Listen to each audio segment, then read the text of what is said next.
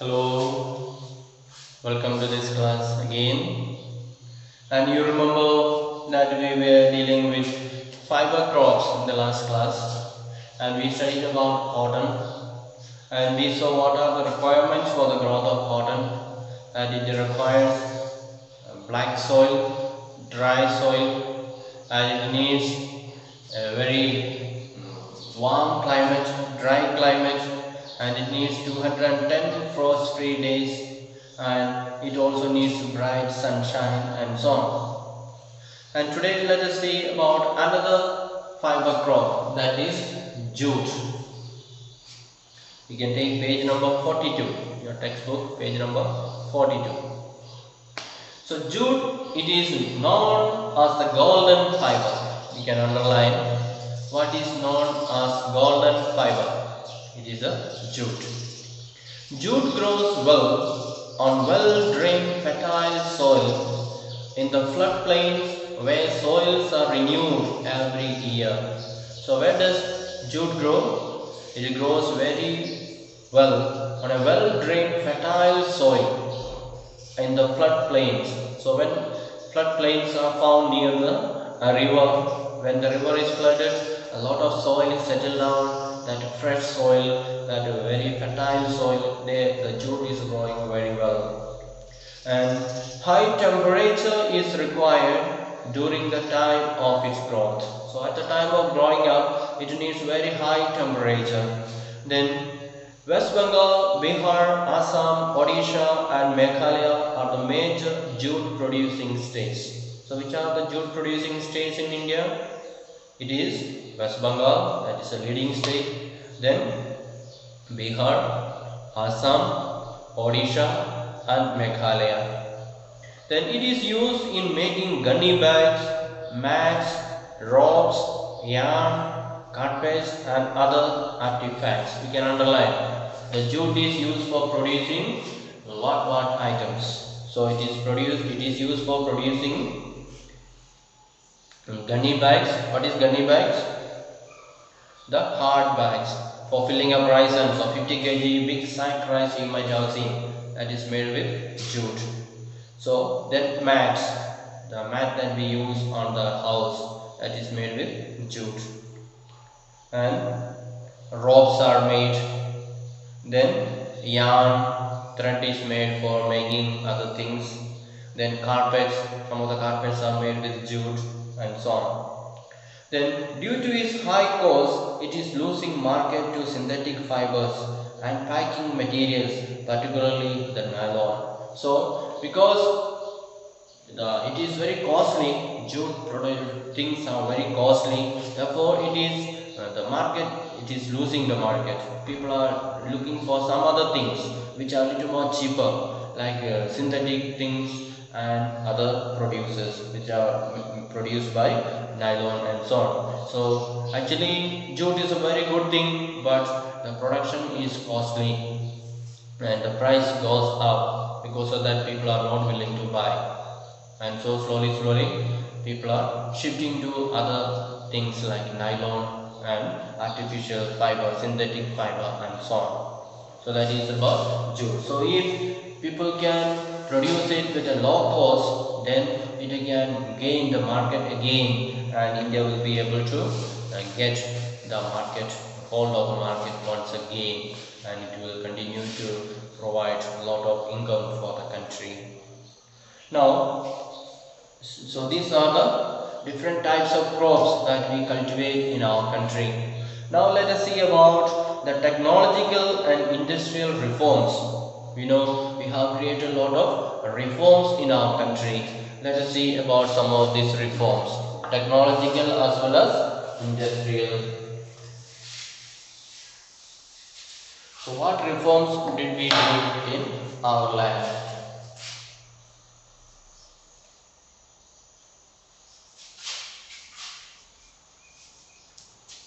Technological and institutional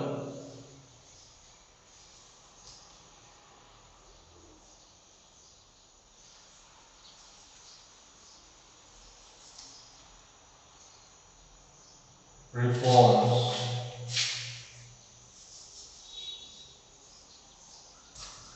technological and institutional reforms. Let's see how it took place and who took initiative and so on. So it was mentioned in the previous pages that agriculture was being practiced in India for thousands of years. So we already said that India is originally an agricultural country, and this agriculture was practiced in India for thousands of years. So not 1 or 2 thousand but many thousands of years ago. And sustained uses of land without compatible techno-institutional changes have hindered a pace of agricultural development. So we said we are traditional farmers and we don't use much modern technologies.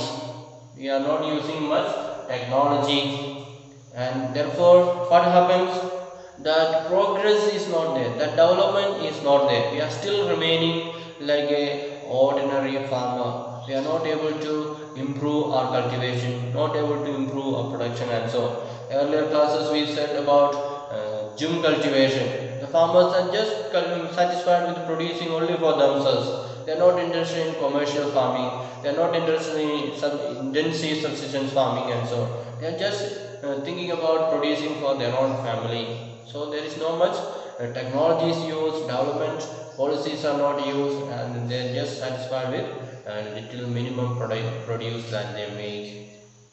And in spite of development of sources of irrigation, most of the farmers in large parts of the country still depend upon monsoon and natural fertility in order to carry on their agriculture. So what happens to our farmers is, we have built so many big dams in our country, and so irrigation facilities are available. But most of our farmers are not interested in using this irrigation. They continue to depend on monsoon rain. If the monsoon rain is in time, they get good harvest.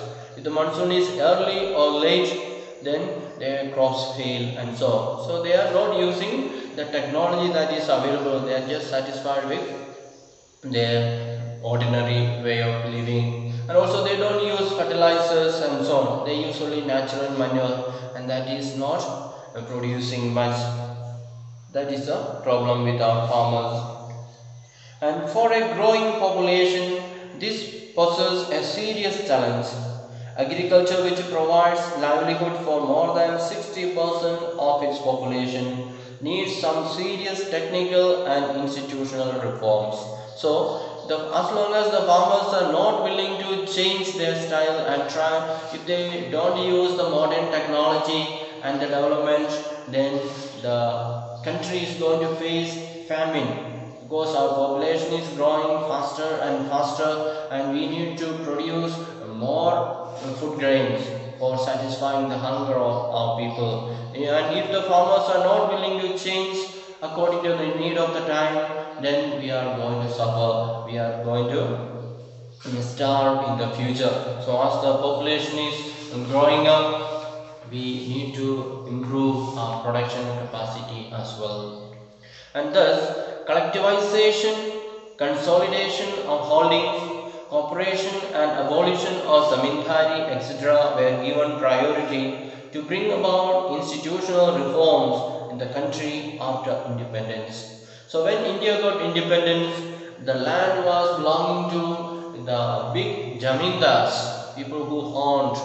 They were not cultivating, they are making others to cultivate, and so there was no proper production, there was no proper ownership and so on. So government tried to abolish all those laws which made certain people very rich and hold all the land for themselves. Government tried to change all those laws. So collectivization, consolidation of holdings. So they were holding the entire land in the hands of few people. All that was changed. And land reforms was the main focus of our first 5-year plan. So we know after the independence, in order to bring development into our country, government started initiating 5-year plans. For the first 5 years, these are the things that we will do. Then after that, we will decide again for the next 5 years. We will decide to do these things. So in the first 5 years, government decided to include all this land reform, to reform the land, to change the land, to improve the land by law, by institution, all that.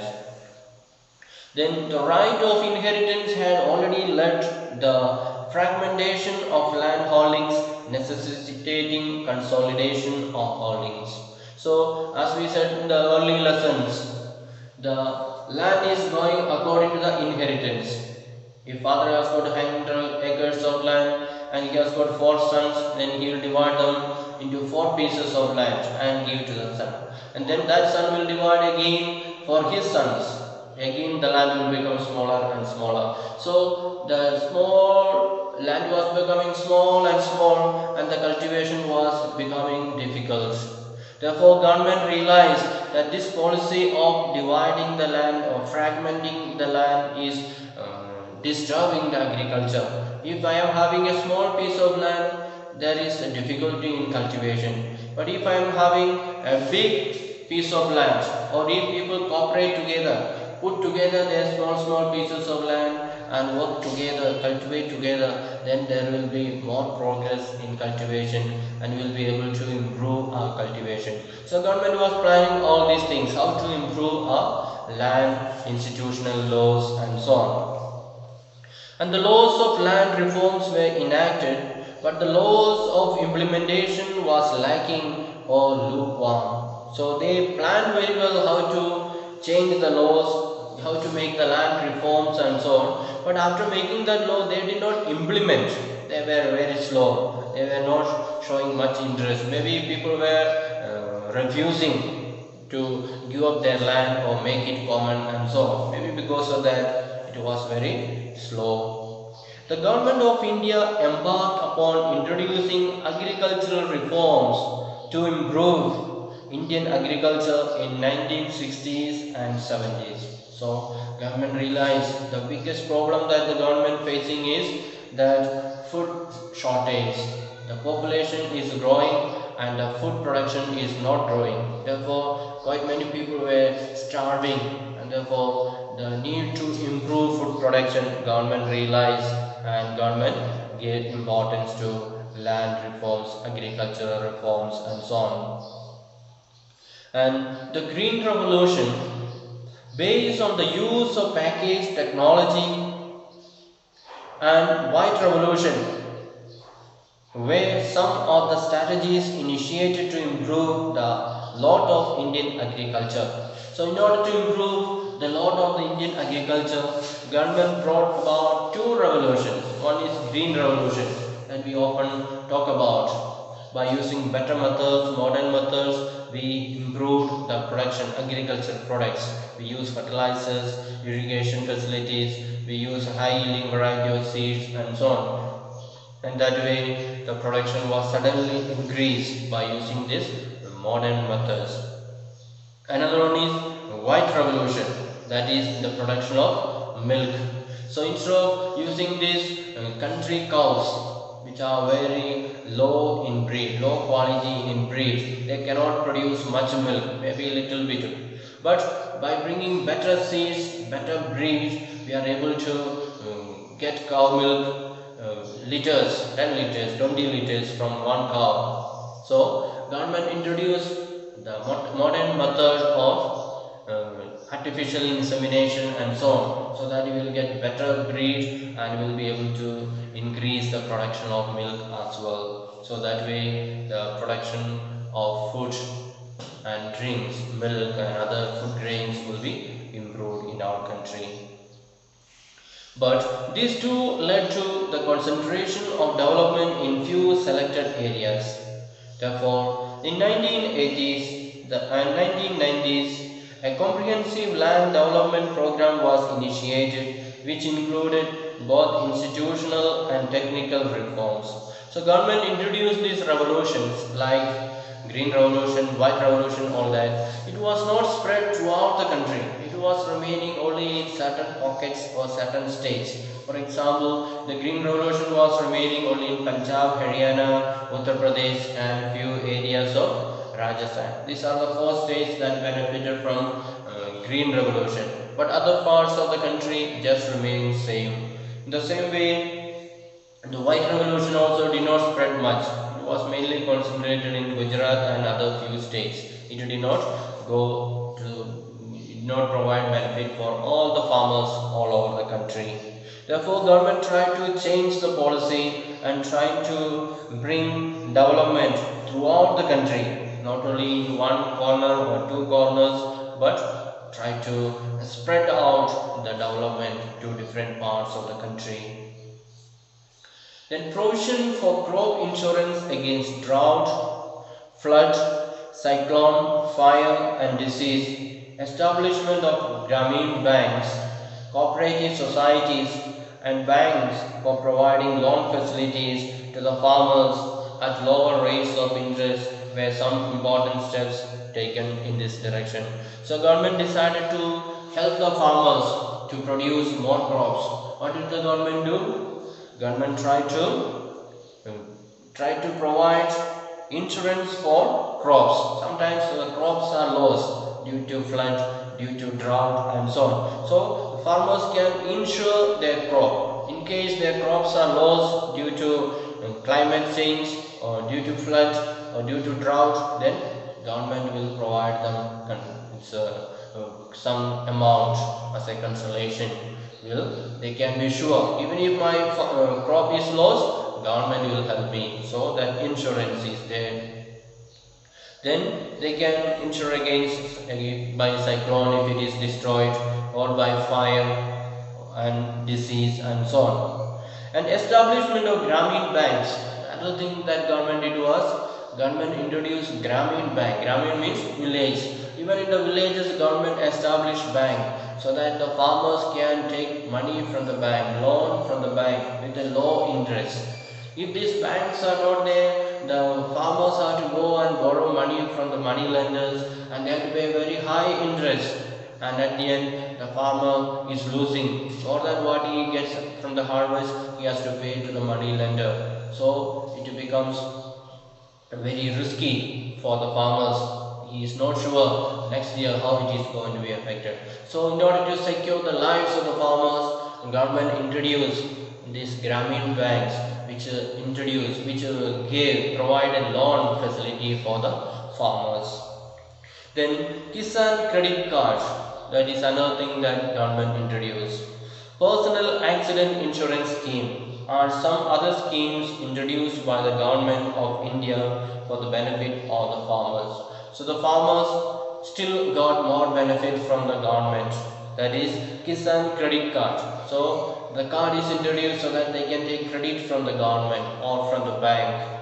Then personal accident insurance scheme. So if anybody meet with accident, then they can take insurance against the accident and the government will provide some relief to them with some money for their treatment and so on. So all these things government did for the benefit of the farmers. Then moreover, special weather bulletins and agricultural programs for farmers were introduced on the radio and television.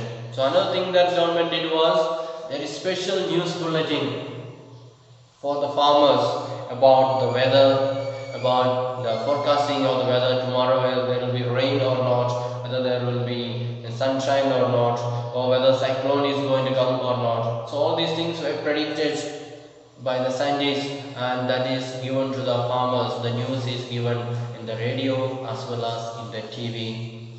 Then the government also announces minimum support price.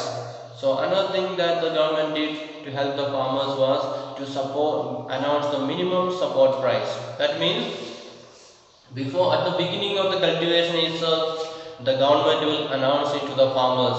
You cultivate and we will buy your crops, we will buy your grain at this rate. So we will fix a rate. So farmers don't have to worry after the harvest, what will I do? Where will I sell my crops? Where will I sell my grain? So you don't have to worry. Government will pay you money and they will buy. The price is already fixed. So you don't have to worry the price will be high or the price will be low or what. You don't have to worry at all. Government has already fixed. The farmer will be sure that he is not going to lose it. So if there is no fixed price, what happens? Sometimes market price is very low and the farmer will lose. Sometimes it can be high, then farmer will get gaining. So he is not sure next year going to be high price or low price. So government comes forward and he fixes a rate. We will pay you this much. We will buy your grain. So farmer has nothing to worry. He is not going to lose. Then remunerative and procurement prices. So government will give remuneration, that means some reward for the farmers, and also some procurement prices. So government will buy the corns or grains from the farmers and will pay money for the farmers. So prices for important crops to check the exploitation of the farmers by speculators and middlemen. So when government comes and fixes the price for the farmers can assure, yes, we'll give it to the government. Otherwise there may be some other middlemen will be there. They will try to exploit. They will tell the farmers next year the price will be low, so better you sell for this price. Or they will try to create artificial scarcity in the market.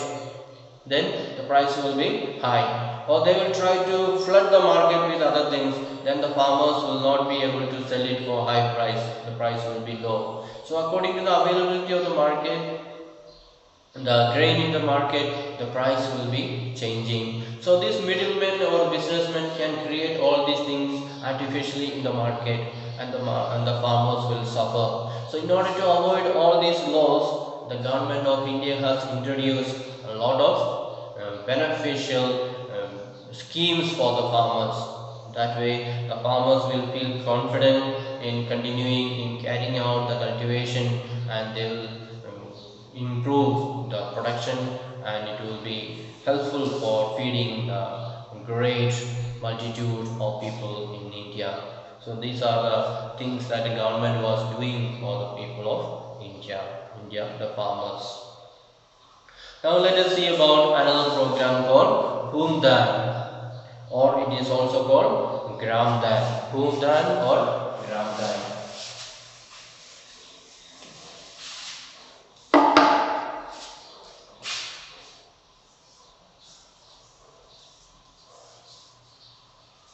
Or Gramdan.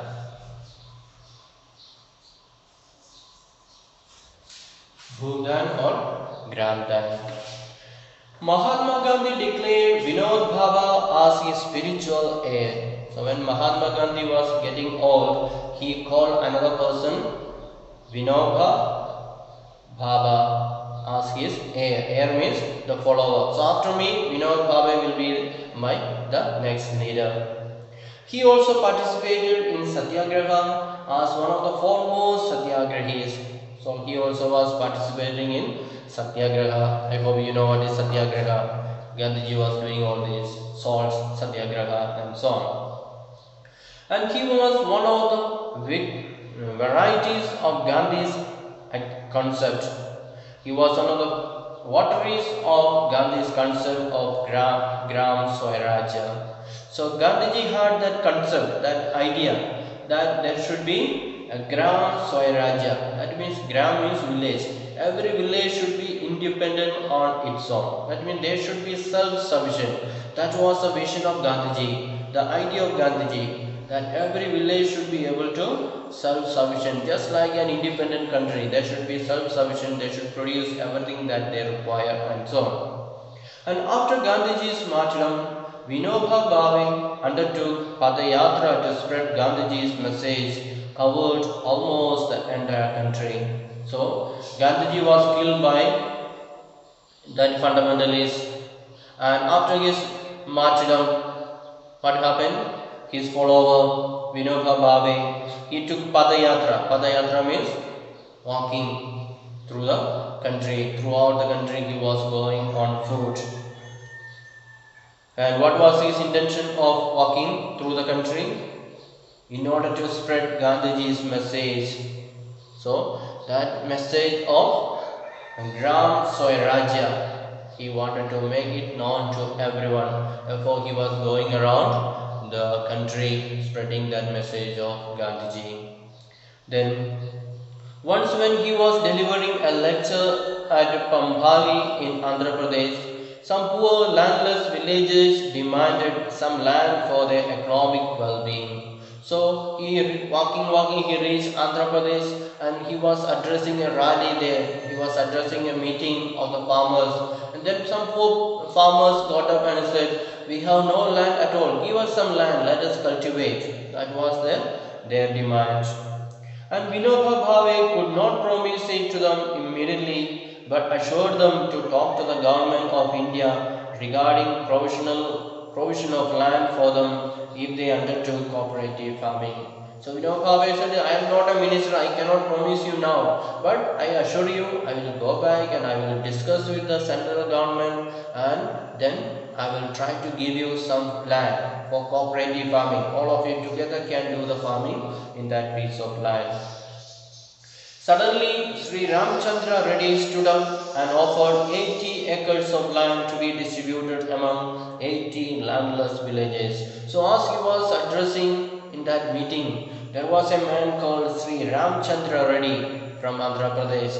So he got up and said, "I will offer 80 acres of land to be distributed among 80 landless villages." So 80 acres of land will be given to 80 farmers. That means one person will get 1 acre of land each. So that was a great offer given by that one man. And this act was known as Bhudan. So this act, Bhu means the land, Dan means donation. So that man got up and said, "I am giving 80 acres of land freely to the poor farmers." So that act of free will giving was known as Bhudan. And later he traveled and introduced his ideas widely all over India. Some jamindars, owners of many villages, offered to distribute some villages among the landless. It was known as Gram Dan. So this man was going around preaching the same message again, the message of Gandhiji. Then when he reached other places, some of the village leaders or village elders, they offered that we will give some land for the people to distribute among the villages, among the landless. So people who are having no land, we will give them some land. They can start their village, they can stay there together and form a new village, and that is called Gram Dan, donating the village. However, many landowners chose to provide some part of their land to the poor farmers due to the fear of land sealing act. And this Bhudan or Gramdan movement initiated by Vinoba Bhave is also known as Bloodless Revolution. We can underline what is known as Bloodless Revolution. So the rich people or the people who had plenty of land, they were willing to give freely to the farmers who are landless without any fight, without any force. They were willing to give to the poor people, and that is known as, what is it known as? Bloodless Revolution.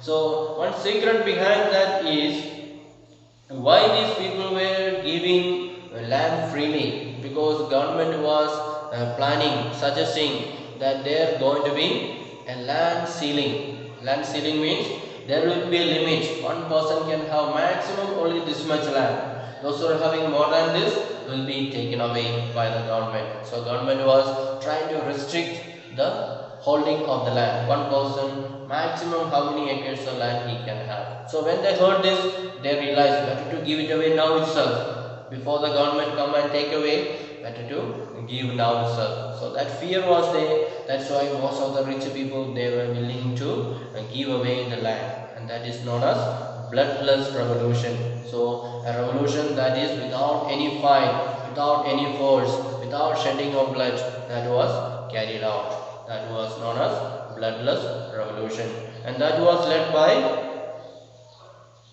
whom? Vinoba Bhave, the follower of Gandhiji.